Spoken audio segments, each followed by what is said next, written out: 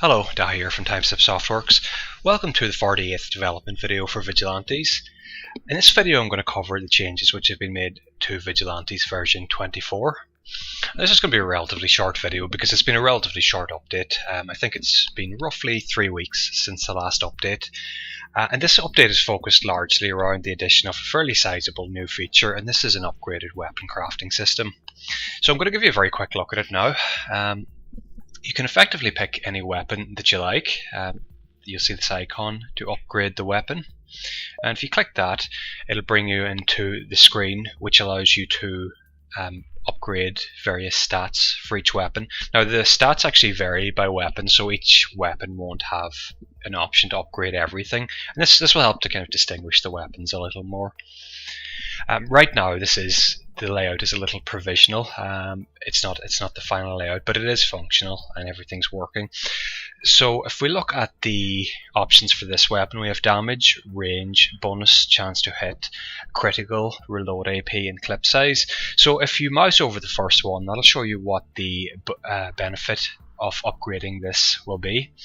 And it's currently, you can see here, currently it's going to use a weapon upgrade kit for each upgrade. Now I will introduce a different component later, likely called weapon parts, which will be easier to find, but just for now it's going to use the weapon upgrade kit. And as you can see here, it increases the damage from 9.5 to 10.5. We can upgrade the range, we can give it a bonus chance to hit, we can increase the critical chance of the weapon, reduce the reload AP, or increase the clip size. And depending on whatever weapon it is, they'll have various levels for each type of upgrade. So that is the primary addition for this update. Now moving on to balance. Player characters will now sustain an injury whenever they're incapacitated. The sniper rifle minimum range has generally been increased, and more severe penalties are applied for shooting below the minimum range. I've also increased the minimum chance to hit for an AI order, so you may... the last time I kind of reduced the amount of cases where they'll actually fire at you long range. This will further reduce that, so it'll prevent them, or it'll reduce the number of cases in which they'll kind of take pot shots at you. There have been a couple of things added to effectively bring the game towards completion. One of these is the addition of code to prevent dialogue which shouldn't be repeated multiple times over the course of a game repeating multiple times. So this means that once you get a dialogue encounter, and once you've finished it, most of them aren't repeatable, so you will never see that again in the game. It was kind of annoying because they kept playing over and over, so I just wanted to fix that. I've also added code to allow gang leaders to be given specific equipment, and there was kind of a balance issue around this, and there's a couple of other things around it too. The balance issue is that they would have a weapon tier, but it wouldn't actually specify the weapon, so they might, on one time you fight them, they might have a sniper rifle, the next time they might have a pistol, and there is going to be a difference in like the difficulty of actually beating the boss depending on what equipment they have. So the code this code will allow specific equipment to be assigned to bosses.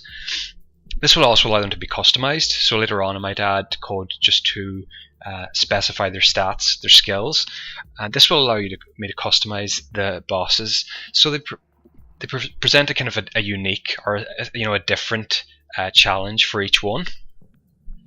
And it also, should I get this far, the possibility of unique items which only bosses will carry, like a special upgraded pistol or a new type of pistol. So that's a possibility too, maybe a little further down the road. After that, the rest of the time has been on fixes. Now there were a number of AI issues, particularly AI issues causing the game to hang. Now 3 of those have been fixed.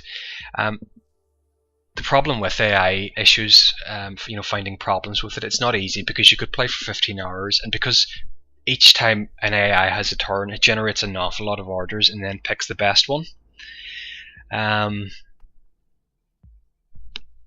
It could create a situation where the problematic order types are not appearing. So in the case you could play for 15 hours and you mightn't see these problems, but in this case the AI stability will be better in this update.